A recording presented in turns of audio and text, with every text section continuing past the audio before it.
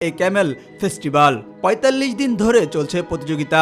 এরই মধ্যে আয়োজনে অংশ নিয়েছে ৪০,০০০ উট। ৭৫টি ক্যাটাগরিতে সেরা উটগুলোকে বেছে নেবেন বিচারকরা। দ্রুত গতিতে ছোটার ক্ষমতা কিংবা পানি সঞ্চয় করে রাখার বৈশিষ্ট্য মরু অঞ্চলে অন্য প্রাণী থেকে আলাদা করে উটকে। শারীরিক বৈশিষ্ট্যের কারণে চরম ভাবাপন্ন এই অঞ্চলের উটের রয়েছে আলাদা কদর।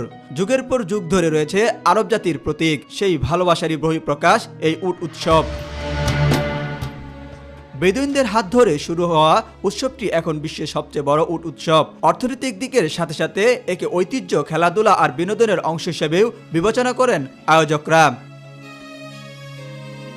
ফেস্টিভ্যালের বিচারক কমিটির চেয়ারম্যান খালিদ বিন সালমান বলেন, উটের বিষয়ে সরকারের এই আগ্রহের কারণ হলো এটি সমৃদ্ধ পশু সম্পদ, আরবের প্রকৃত এবং প্রাচীন ঐতিহ্য।